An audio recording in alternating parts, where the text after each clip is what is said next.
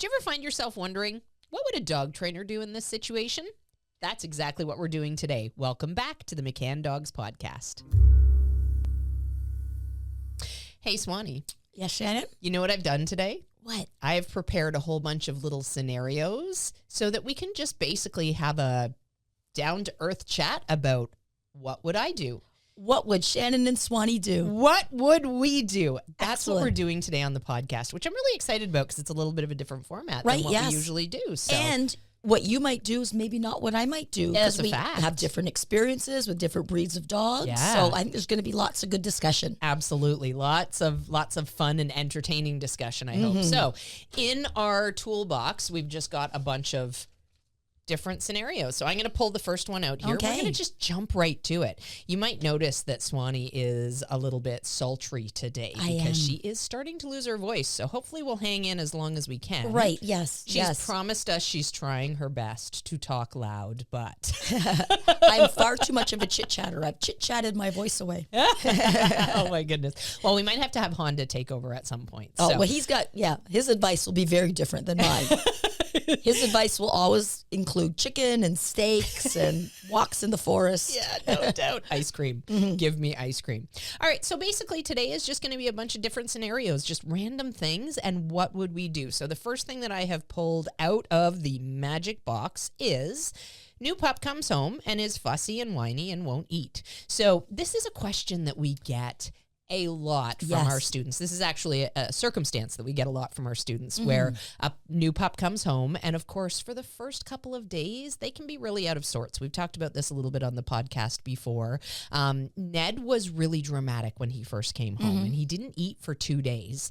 And really, I just sort of muddled through I would say like the first couple of days, first week of having a puppy home can be really messy and things can be completely disjointed. And there's reasons for that. I mean, our routine is thrown off completely. And if you can imagine, the puppy has just left the only home that they've known, right? So they've known all their litter mates. Their mother's probably been there. The breeder's been there. They've probably had a close circle of people coming and going that they know and they've come to recognize, and all the smells and the feelings of safety, etc. And then all of a sudden, they go away with a different person and they go to a different home and they have a completely different set of circumstances and life. And, you know, puppies are awesome at rolling with the punches. They're amazing little creatures. Because they have no comprehension of, when they're in the litter, they have no comprehension that they're going to be leaving and going to a new home. Absolutely. And they really have no comprehension of the outside world or anything beyond their immediate circumstance. And that's because instinctually, puppies are hardwired to stay close to home for safety and to basically only be able to focus on this small area in front of them and what they know. It's not until about 12 weeks that we start to see that change a little bit. And we start to see the puppies looking out to the broader world and recognizing that there's a broader world because... life has created a circumstance to keep them safe, right? So leaving and straying too far because there's interesting things across the field, for example, is not something that a young 8-week-old puppy is going to do. They're going to stick close to mom, stick close to litter mates, etc. So this feeling of safety has just been stripped away from them completely, and now they're in a circumstance where if they're a puppy that's maybe, you know, not necessarily a super bold, confident puppy, and most puppies have a little bit of boldness to them, but they're not necessarily ready to take on the world, so to speak. So those puppies end up in a situation where they go, oh my gosh, this is scary. And of course, when you're scared, you're not wanting to eat. Exactly. And if they're being overwhelmed by children or your neighbors and friends are coming over and overwhelming them, that's just too much for your puppy. You want to give them time to decompress. Yeah.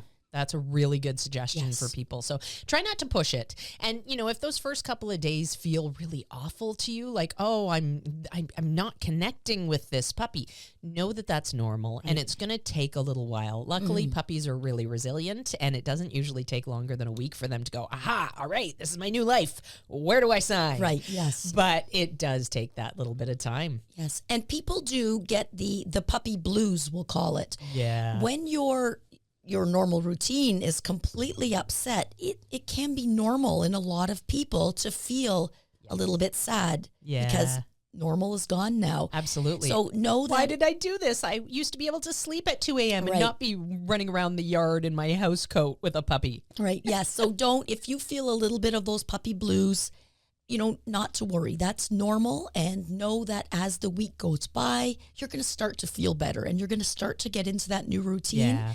And within a few weeks, you're going to wonder how you even lived without your puppy. It's a fact. Yes. Absolutely. It amazes me how quickly they become part of your life, eh?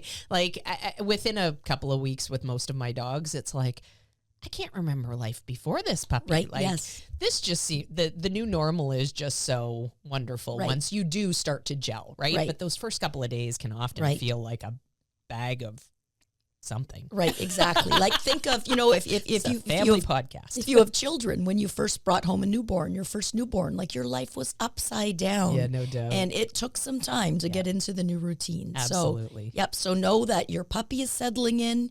You're settling into a new routine. Give yourself some time. Don't panic those first few days.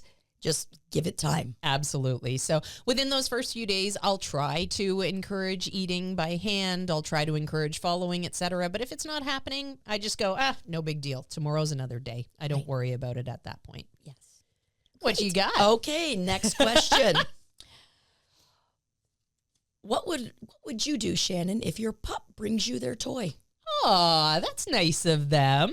I love that, actually. Right? I look for that readily in my puppies. And the first time I get it from them, I reward it heavily by engaging with them with that toy. Right. I actually encourage it. So, if I'm strongly engaging with my puppy in anything, say we're working on tricks or something like that, I will often bring out a toy and try to encourage some play so that I sort of set the scene for that. Right.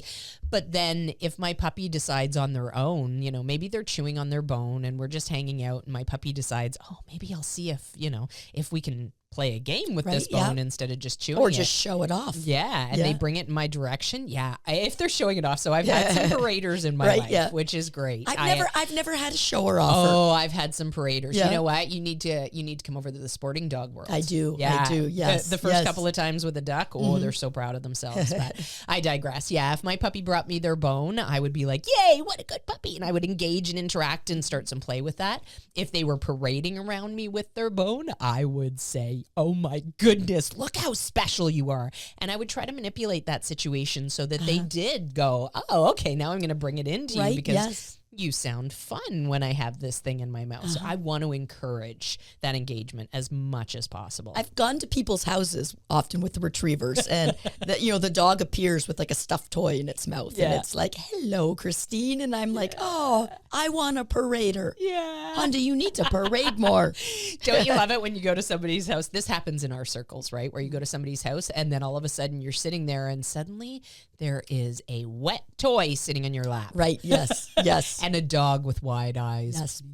Please. Lay. I do have some limits in place when it comes to that. Right. I don't really love my dogs harassing my guests. Right. But when it's just me, definitely encourage it. Yeah. And with an older dog, if they come and put a toy in my lap, it's my choice whether I'm going to engage. Oh, yeah, that's so a good I point. might say, "No, I'm watching my favorite show. I'm not playing. Off you go. Go lie down."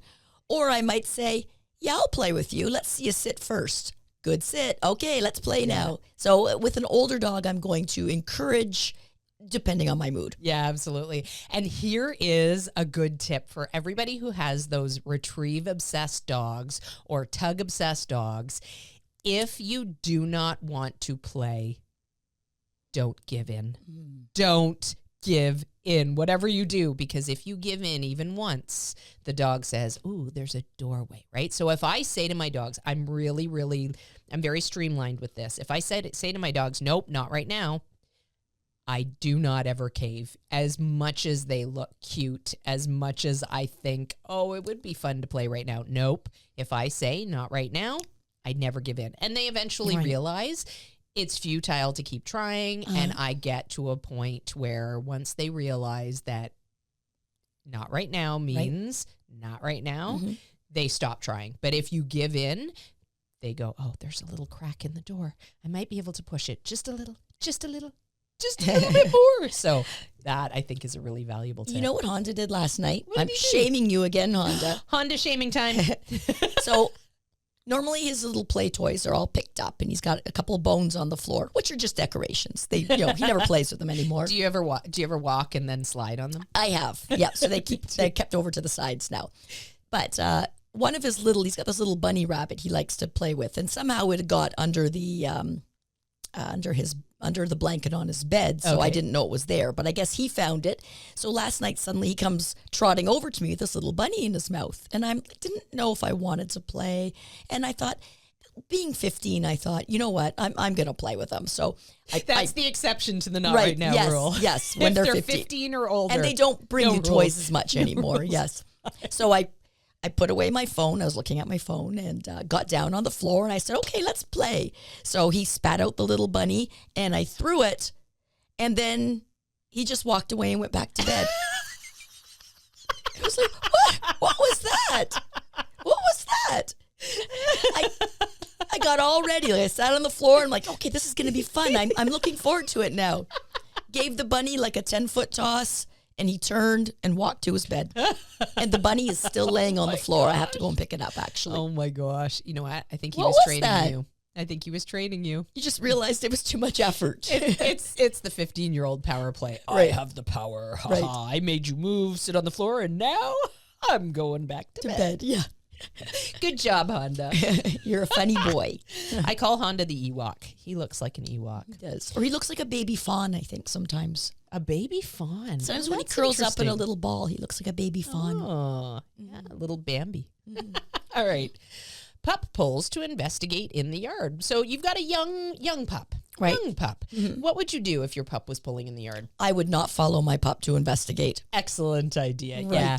So pulling is a problem that really plagues a lot of people and a lot of dogs. And I've been there. I get it. You know, when I started with my Rottweiler, I didn't necessarily have the instinct and understanding of things to do immediately to make sure that bad habits didn't develop. Mm-hmm. So I'm sure I followed her. I'm sure I let her pull into the leash. It worked, basically. With pulling, at any point in a dog's life, if it works, they're gonna do it again. Yep. So the very least that I would do with a pup that started pulling on the leash is I would just stop walking.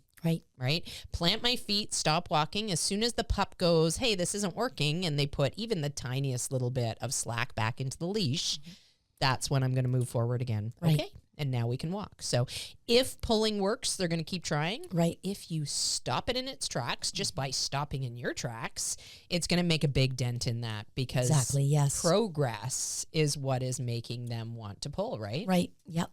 And we want it to be consistent. If sometimes you follow them when they're pulling and sometimes you don't, now it's like a slot machine. And we all know how addictive a slot machine can be because sometimes we win, sometimes we don't. And it's that, are we going to win this time? That drives the behavior. Yeah. So, we often see in our classes people letting their dogs pull them to the training hall or letting them pull their dogs. The dog pulls them to the car. Absolutely. But in class, they don't allow it. Yeah. So it's very inconsistent. So we have to be consistent all the time. Yeah. No following a pulling puppy. Yeah. And this is where, it's hard to be consistent later on when you're going into class, for example, or when you're going into the vet's office, or when you're trying to get out the front door on your walk. It's harder to be consistent in those points because we have a place that we want to be. So in order to get there, we need to continue to move forward, right? Whereas if we start with these good habits when our pup first comes home, and we basically just teach them that leash going tight means they stop progress, you're going to have a lot easier of a time once they get a little bit older and they get stronger. You're going to have a much easier time keeping pulling under wraps. So excellent idea. Okay. The next one. Next scenario. What would you do, Shannon, if your pup starts to run maniacally around the room? So not it was a dramatic scenario. Yeah. Yes. So basically, I'm talking about what we affectionately refer to as the Zoomies. They're sort of these random activity periods. They're frenetic random activity periods for the actual scientific term. We call them the Zoomies, the puppy burns, rabbit runs, anything that... The witching hour. The witching hour. Yeah, absolutely. So if my dog in the house... if my dog started to, okay, so actually let's break this down a little bit more. If it was a puppy and they started to do a puppy burn or a Zoomie around the house, I would get control of the line that I always have on my puppies. I always have a house line on my puppies so that for these moments, you know, these moments with the Zoomies, the moments where they steal the sock and try to run for the hills. Not that I have random socks laying around my house, but, you know, that's the example I always use. It's underwear in Shannon's The house. moments where they, you know, do this sassy little bark, bark, bark, demand bark at me and then try to run away when I try to take control, etc. I can step on those in an instant by having that line on and simply calmly going and stepping on the line. And I prevent a whole lot of really frustrating problems from happening by being able to do that. So the Zoomies in and of themselves are not necessarily a horrible thing all of the time. Right. But with a young puppy, if I'm seeing a lot of the Zoomies, I'm probably at a point where my puppy is overstimulated, and I'm probably going to assess, okay, if I'm seeing a lot of Zoomies, I'm probably having my puppy out of the crate and away from rest for far too long of a period of time. And one of the things that I will attest to is that people grossly overestimate how long their puppies should be awake and out. And they set themselves up for this sort of, you know, chaotic energy level that makes life hard, makes nipping hard, makes control with the puppy and learning and all of the things hard. So believe us when we say puppies need a ton of rest. So don't feel guilty using your crate. If your puppy is out for more than a half an hour, that's a long time for a young puppy. For a puppy that's 8 to 12 weeks of age, half an hour is an eternity, you know, and they can get into that overstimulation mode very quickly. So I would try to keep it sub half an hour, and I would look at how it impacts the puppy. If the puppy is having a lot of Zoomies, I need to adjust my schedule so that they're getting more rest, so they're not getting into that chaotic energy space. The more I can keep their energy level even, the easier time I'm going to have, the easier time they're going to have. It just makes everything so much nicer. Right, yes. Right? So that in that moment where the puppy is doing the Zoomie, I'm going to calmly walk to find them, to get control of them, not find them. That's not the right word because they're always sectioned off in the same area as me. But I'm going to calmly walk over to find that house line, put my foot on it very gently at first, and then basically make it like a break so that my foot has the house line running underneath it until I can stop the puppy. So I'm not stomping on it so that they get that clothesline effect, but I do want to slow them down and stop them. I don't find it safe for a puppy to be doing a Zoomie in the house. There's sharp corners on the coffee tables. There's, you know, it makes me anxious. Right. Or one thing I worry about is slipping on the floor. Yeah, that too. And their soft puppy joints. Absolutely. So, yes. Yeah, absolutely. So I'm going to stop it in the moment. I'm going to settle the puppy just by basically holding onto the leash or taking a hold of the collar, working my set, depending on where we're at in our training. If I've had the puppy home for a couple of weeks, then I have taught the puppy how to settle with me taking their collar. It's part of our Puppy Essentials program. It's something that I teach first, really early in the process with my puppies, because we need to be able to calm our puppies. When they get into that excitement mode, I want my puppy to be able to go, and calm right down when I say, okay, you need to relax now and take a hold of his collar.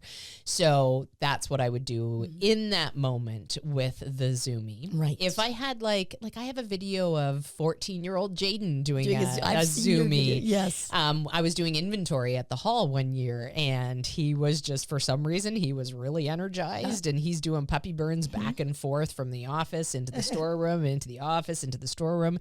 You know, I got my camera out, started videoing and laughing at him, because at that point, it's not a big deal. It's just an old dog that's for some reason has an energy burst. Right, yes. Honda every once in a while gets a very short Zoomie. Yes, yes. Absolutely. And it's adorable. Absolutely. Actually, Levon, he hasn't done this in a while now, and I forgot. It was so adorable that he used to start Zoomies after he would poop. So he probably stopped around 4 months of age, but it was the cutest thing. Right, I was like, I would start singing in my head, I feel good, and he'd be doing a Zoomie after Knew his that poop. I would, It must have just felt so good, Right, and then here I go, but I guess he's grown out of that. That's sad. Yes. I do miss it. If I have a puppy that does a Zoomie outside, depending on the situation, I might let it happen because they are fun to watch. Yeah, for sure. They are fun to watch. And as long as they're safe, Yeah. they can't run out. There's not a cliff. Like, You know what? If it's 100% safe, I will let them zoom about the yard. I usually try to avoid cliffs when I have a young puppy. I mean, I should probably avoid cliffs myself because I'm not the most graceful. You don't have a cliff in your yard? I don't have a cliff in my yard. No cliffs. No cliffs. But if I did, I'd probably avoid it. Alrighty. So, all right. Dog starts to lunge at people. Dogs in excitement and enthusiasm out on the street. Well, I would say my dog definitely needs some training. Yeah. That's the first thing I'm going to say is, you know what, this is not acceptable to do this. So I need to get this under my belt and some training. So one of the first things I'm going to do is I'm going to teach my dog to sit calmly at my side. Yeah. A dog that's sitting at your side is not lunging. They're not jumping up. They're not barking. They're being good sitting at your side. So that's often the one thing I'm going to teach them, but I might want to take it further and enroll in an obedience course. Mm-hmm. Mm-hmm. Yeah, definitely. I think that training is such a crucial element for dogs. I mean, it's no surprise. We're dog trainers. So I'm never waiting until I have a need to train my dog to train my dog. I'm training my dog right from 8 weeks of age because I know there's going to be a need at some point. But I would also, in that moment out on the street, so say this is Levon, for example, and he's 8 months old now and he's been doing great, but all of a sudden something stimulates him out on the street and he goes, wow, I'm going to party with that. I'm going to stop him. Right. So a lot of the times people will have these struggles and they don't necessarily know what to do in that moment. So they let it happen, right? Because they're not sure and they're overwhelmed in the situation. And then the dog gets reinforced for doing that exact thing. Or they take a wait and see approach. It's like, yeah, oh, I don't know what to do. Maybe it'll stop on its own. Yeah. And that really, the more the dog rehearses the wrong behavior, the harder it is to stop that behavior. Rehearsal sort of predicts what the dog is going to learn to do. So at the absolute very least in that moment, I am going to take control with my leash and I'm going to maybe do the sit placement, maybe correct on the leash, something that tells the dog what you're doing is not appropriate and you cannot continue to do this thing. And it amazes me that that is sometimes the hardest thing for us to come to when we're working with our dogs and when we're seeing people working with their dogs. They really struggle to come to that idea that we can say no, right? We can say this is not an acceptable thing to do. Sort of like what we would do with a child, right? The child's about to run out on the street because they're having this sugar high excitement thing and there's traffic coming. We're going to grab that child and say, no. Right. You know, we need to do the same thing with our dogs. We need to let them know that this is not an acceptable route to go as the first line of defense. And I think sometimes people are worried about doing that. They're worried that that will damage their relationship somehow, or they're embarrassed. Could be, or they're worried what other people might think. Out of my mouth. There's a candy stuck to the microphone in the podcast studio. Yeah. We'll just leave it there for the next person. and people will make excuses too. Well, he didn't get out for a run this morning Well, and truly, there might be a reason behind why this is suddenly happening when it's not happened before.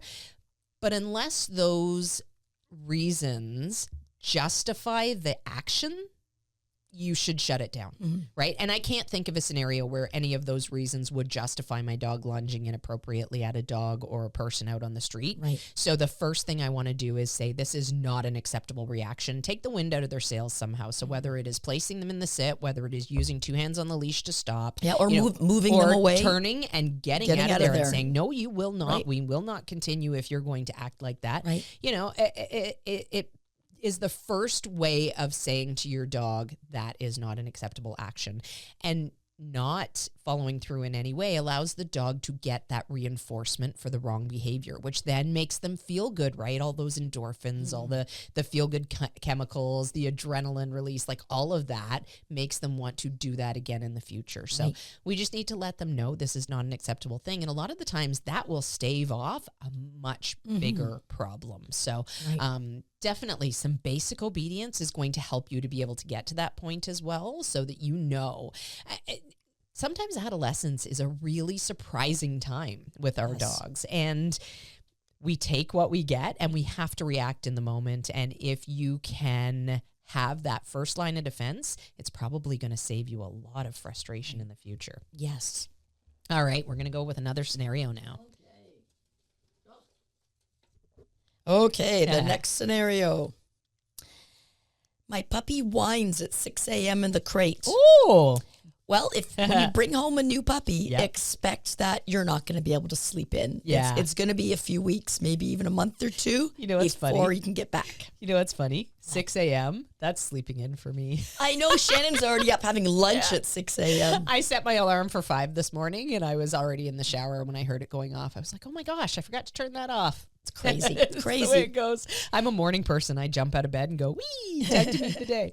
But then by 8 p.m., like I was asleep on the couch last night at 8:30. Oh, right, yeah. So And I just started teaching a class here at 8:15. oh my gosh, yeah. Yes. No, I'm so old. I'm so old. So yeah, if the puppy starts whining and wakes me up at 6 a.m., if it's a baby puppy that I know probably needs to pee and they've gone through the whole night, and I'm proud that they've gone through the night, I am going to take the puppy out of the crate. I'm going to put the leash on. I'm going to go outside, put the puppy down, let them have a pee. I'm not going to say a whole lot to them. I'm not going to engage with them a whole lot because I don't want to encourage engagement at 6 a.m.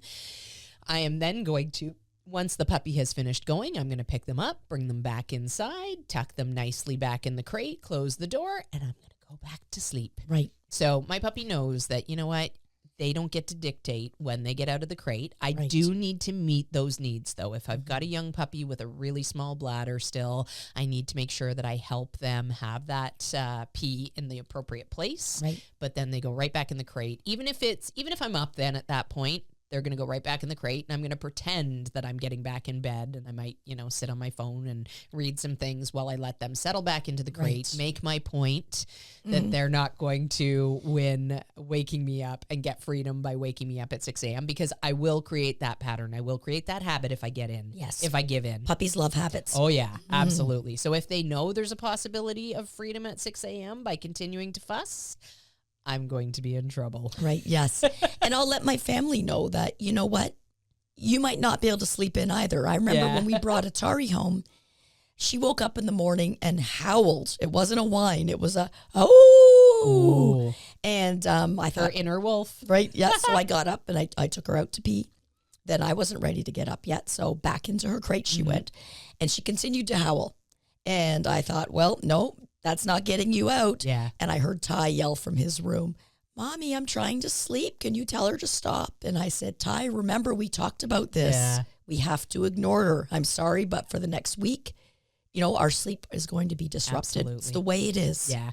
And truly, I mean, and that sounds like a lot, right? And if you've got a family and you've got a young family, you're thinking, oh my gosh, how can I do that to my kids, et cetera? But it's a means to an end. Right. Because it will go on much longer if you try to fight that idea. Right. If the puppy gets the message that this tactic is not going to work, they move on from that. You know, Right. we get stuck on these ideas, but puppies don't, right? They're whining and they're barking, potentially they're howling. It's all tactical, right? It's all them saying, hey, I wonder if this will work to bring me company because I would Right. like some company right now. Exactly, And if yes. it doesn't work, they move on to other Right, tactics. yeah. They don't get stuck saying, oh, I'm going to keep doing this same thing over and over again unless it gets reinforced. Right, yes. So, And they figure out that, you know what?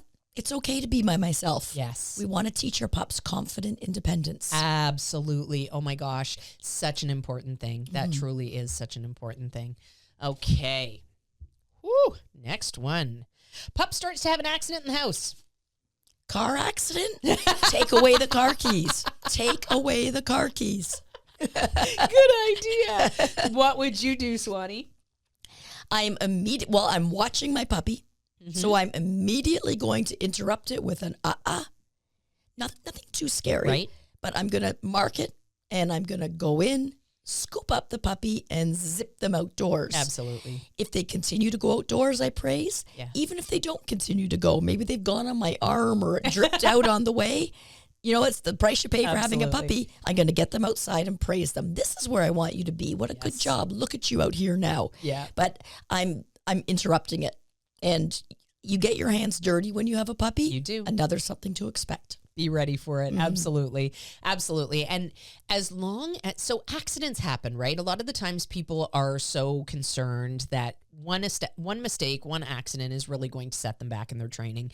There's no such thing as errorless learning. You know, we try our best to set our puppies up for success. We absolutely encourage that. Right. But mistakes are still going to happen, whether they're house training accidents or whether your dog misses a cue or whatever the case may be. That is normal stuff for your puppies to make mistakes. So as long as you have the right response to it, it's not going to be wasted time. Right, yes. So if the puppy has an accident because they're needing to go and you're in the kitchen and they're in the living room and you don't see it until 10 minutes later, that is absolutely going to set you back in your house training because your puppy has had an opportunity to relieve their bladder. It feels good. It's what we call a self-rewarding behavior. Yes. So if nobody's there to tell the puppy it's wrong, in their mind, it has to be right. Right. Yes. It has to be okay for me to go in the house because they're creatures of base instinct. And when they have to go, they have to go. They went to that area and they went. No one told them they couldn't. Exactly. So therefore, that area is now an acceptable place to go. Absolutely. So the productive way of dealing with the accident is seeing it as your puppy starts to squat and being able to interrupt it. And even if, like you said, it ends up over your arm or down your pant leg or whatever, it's going to be a productive life lesson learned because you've interrupted. So the puppy goes, oh, okay, maybe I shouldn't do that. Now you take them outside, you put them down and you encourage them to go there. And when they go, you say, oh, you're the best puppy, way to go. I wouldn't feed my puppy for going. I always try to get this piece of advice in there. A lot of times puppies will get distracted by the whole food thing. They will also learn to fake pee to get the cookie because peeing is already a self-rewarding behavior. It feels good to do it, you know, just like us, right? I gotta go. I sit down. I go. Oh, it's a relief. It feels good. I don't need somebody to pay me to go to the bathroom. I'm going to be happy to go to the bathroom. I would like to be paid to go to the bathroom. I would. You know what? I was just thinking the same thing. I don't need it, but I sure would like it. I pee a lot. I drink a lot of coffee. And I could retire young. If someone gave you $5 every time you peed, you would drink more, so you'd have to pee more. That's a fact. Yeah. Oh, yeah. It's my new employment. Right? Yeah. Okay. All right. Here we go. We got more. Dog vomits. That's all I put. So, wait. Let me tell you what my son would do. Okay. If you're a young child, this is what you do to your mom. You phone her at work. The dog threw up on the ground. What should I do? Can you clean it up? No. Well, just put some newspaper over top of it till I get home. And then I come home to newspaper over top of vomit. How old was he when that was his? I don't know. He must have been like 12. Okay. You know, when I started leaving him on his own. Yeah. Vomit's way too icky at 12 Right, yeah. years old. But yeah, it's funny. What do I do? And finally, he's like, well, just put some newspaper over it and I'll clean it when I get home. And now there's no newspaper really anymore. Yeah, it's true. I don't know what children do now. Yeah, I don't know either. Well, we can't answer that scenario. Right. So that's what you do when you're a 12-year-old boy. Do you know what I actually do when my dog vomits? You're looking at me with a funny. Well, I'm waiting to see. I don't know if I get a want to know bucket what under you're them. Say. No, when my dog vomits, I actually just wait. I hold back for a minute and I wait to see if they try to eat it again. Oh. And then if they do, I stop them, of course, Right, because, you know, I'm not a monster. But if they try to eat it again, I'm like, okay, that's a healthy vomit. I don't need to worry about it. But if they don't try to eat it again, it makes me go, huh, okay, that's interesting. So obviously the tummy's upset or something. Right. It's quite normal for dogs to vomit, right? They eat a whole bunch of grass and leaves and stuff like that. I personally don't stop unless my puppy is like digging in and trying to eat mouthfuls of grass. Mouthfuls of grass. Yeah. I don't really stop them. I don't worry about things like that too much because I like to pick my battles with a puppy. My grandma says that you have to eat a peck of dirt before you die. Peter Piper. I don't know what a peck is. Yeah. So I imagine dogs eat a peck of dirt before they die. There you go. Yeah. There you go. Yeah. I mean, if I guess my point in putting this scenario in was we don't need to panic necessarily when our dog vomits. If my dog vomits multiple times, I'm concerned about that. Right. But if my dog just regurgitates, you know, a pile of grass that they've eaten or something like that, I don't concern myself with that. I would definitely check in with the vet if my dog was vomiting more frequently than just the odd time. I would definitely check in with my vet if the dog was vomiting up anything that had a slight tinge of red color to it. Yes. And if my dog is vomiting up what just looks like yellowish bile, Right. then I'm going to look at how much food they're getting or how much time in between food they're getting, because a lot of the times dogs will try to regurgitate their Right. stomach contents to see if there's anything in there, or when their stomachs get empty and they're really upset, they'll vomit up bile. Right, yes. So I'm also going to think back too, is there any chance my dog ate something that could cause a blockage? right. Good So if I idea. knew my dog had a little stuffed toy and he ate the nose off Ooh, it, yeah. I might go, oh crap. Yeah. Because when is dogs the are nose in that vomit? right, yes, Yeah. is the nose in the vomit? I will always look to see what was in it. Yeah. But if there's no nose and I know we ate the soft nose, I think, could Yeah. it be an impaction? Absolutely. So dogs will vomit Yeah. when nothing will pass. Exactly. And that's an emergency trip to the vet. It definitely is. So if your dog is not eating or drinking accompanied with vomiting, if your dog has diarrhea accompanied with vomiting, those are times when I would Yes. reach out to my vet right away. If my dog just sort of vomited up a pile of grass and then tried to eat it again, or vomited up their portion of kibble Right, yeah. and then started happily chowing down on it again, I'm probably not going to worry about it too like much. I know Honda will always, if I give him a raw carrot, he'll vomit it up. Really? Yep, he can't digest raw carrot. He has to isn't have a that cooked interesting? carrot. Yes. Huh. And I've noticed there's been a couple other like edible type things like the greenies, Okay. and there was another one I gave him once, maybe a Crumps edible kind of chew for their teeth, and both times he vomited them up. So I know they don't do well with Honda's stomach. So Yeah. Well, and knowing your dog a little bit too, like sometimes some of those harder to digest things are not the right choice Right. for them. So that's interesting. I've had pretty iron stomach dogs that I usually get away with just being wash and Right, wear yes. with. So Yeah. that's much more comfortable. yeah, I think Honda is my most delicate stomach Oh, dog, but his interesting. stomach's the most tiniest too. Yes, So that makes sense. Right, That does yeah. make a little bit of sense. All right. Also being a companion breed, right. he's probably not necessarily as hardy because he's going to be sitting on your lap the whole Right, time. exactly. He's used to a life of caviar and champagne. Love it. All right. Pup wants to chew the couch. What would you do? Well, I think we'd have to have a heart-to-heart talk about this, Throw the couch out. right? If you're willing to purchase a new couch, go ahead and chew this one.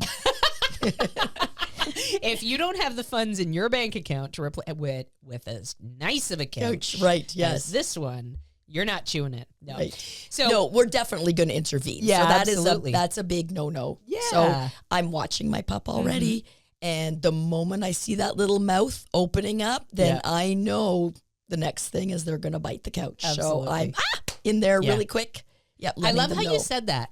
As soon as I see their little mouth opening up, don't wait until they start chewing, right? Right, yes. There's an element of reward that happens once they've actually made contact with the thing. So even if you stop them really quickly, there's a little bit of reinforcement there from that moment where they got their mouth in there and started pulling and it felt good for them. So the earlier you can stop them, just Right. like Swanee said, as soon as you see that mouth opening, that's when you want to scold them. Just Right. just something that's going to catch their Right, attention. yes. Like I was just thinking, say you were in a museum and you decided you wanted to touch a piece of art that you weren't supposed to. Oh. If you reach out and get your hand on it and you're already got your hand on it and the security guard says, hey, hand off, you know what? You just put your hand Yeah. off. But if you're reaching and suddenly the security guard's like, hey, don't touch, it would Yeah. make you startle and jump. Or if you reached in and there was like lasers in there and Right. suddenly it cut off one of your fingers. Oh, yes, Your that- lessons learned. Exactly, exactly. Yes. If there's like a big alarm that goes off as your finger goes into the laser, for example, Right. that's going to scare you and you're Right. going to be really hesitant to touch that thing Right, again. yes. So the elements of surprise, that Yeah. startle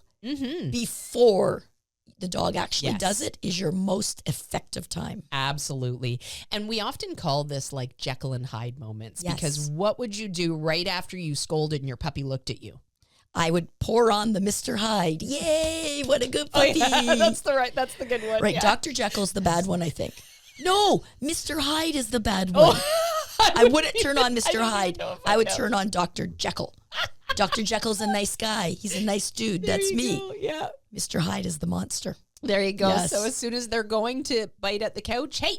And then as soon as they look back at you, yay, what a good puppy. And then encourage them to something productive, Yes. right? Come on over here. Let's chew on this instead. Here's your chew toy, right? I'm never going to say in response to my puppy chewing on the couch, here's a chew toy instead, because I don't want to reinforce. I don't want to take the risk of reinforcing the wrong Right. behavior by saying, here's something to reward you with. Right, yes. I also don't want my puppy to have the opportunity to say, no, I don't want your toy. I'm chewing on this couch. Right, delicious. Back off. Leave me be. Yeah. Shannon, you need to stop. You have a ham couch. You need a compressed ham couch. That's too tough for your dogs. It too was tough. the best I could afford. A couch made of compressed ham. It's like cans of Spam, right? I've just taken the lids off all of them, smushed them all together. Squish it. It's very, actually, remember Spam? It's very supportive. Did you ever eat Spam? Yes. Yes. I remember my mom making a Spam or like canned corned beef, Hereford corned beef cans. Yeah. I do remember the canned ham. Yeah. Oh my gosh. I think that we had a can of Spam in my cupboard when I was young for probably the entire duration of my childhood. Oh yeah. Yeah, you can still buy it. I still see it at the grocery store. My gosh. I wonder actually if you chop it up into little squares, if it would be a good dog treat.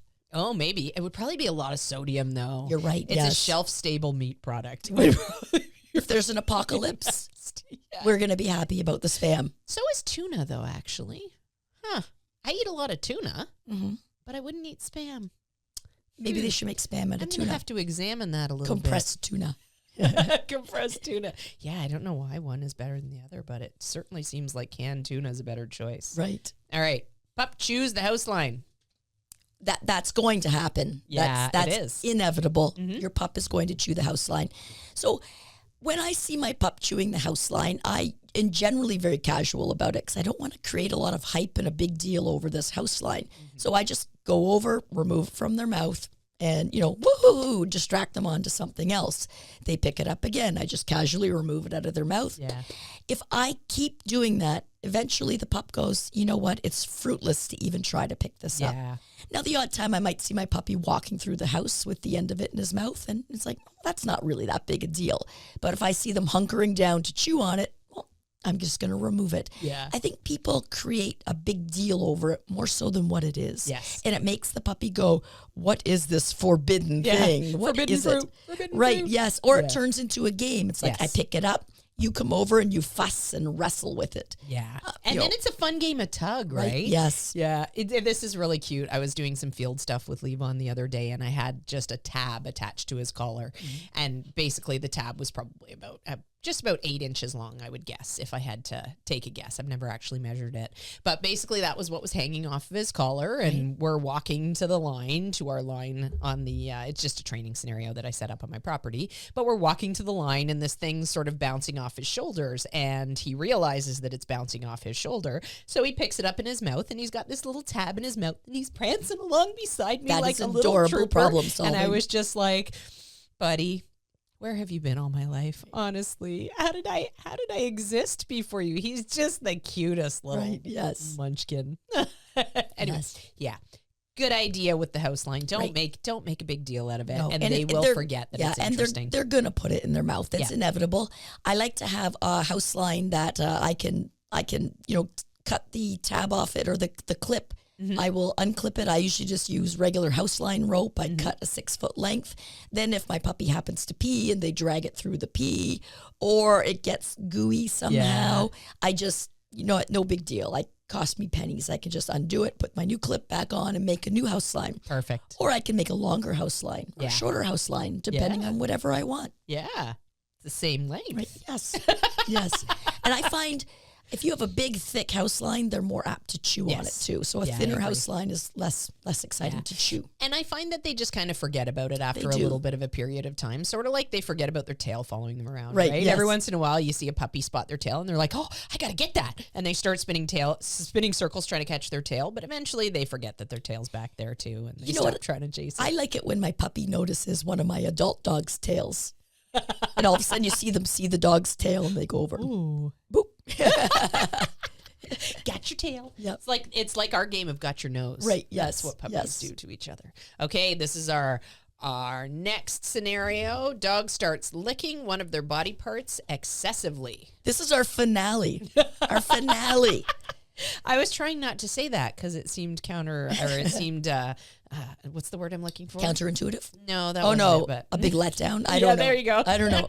So for our grand finale question, the dog is licking itself excessively. Yeah. Well, I I'm going to interrupt it because I want to go over and see what are they doing. Absolutely. Is there a tick embedded in them? Is there a burr embedded in them?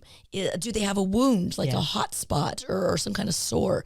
So I'm going to immediately go over and I'm going to interrupt it and I'm going to examine the dog to see what they are looking at. Perfect. The reason I thought of this one is because I was out on a walk with both dogs the other day, and Ned, who is, he's almost 8. He's very well trained at this point. It's very rare that he surprises me with anything. We have a very tight relationship and bond, and I pretty much know what to expect out of him. Right. I think he would probably say the same of me. I try my best to be consistent with him. But anyways, we're walking the other day, and all of a sudden he was just like, nope, can't move. Can't move. He kept sitting. And I was like, what is going on with you? So he sat, and I just kind of stopped and watched him for a second. And then he started fussing with one of his back feet.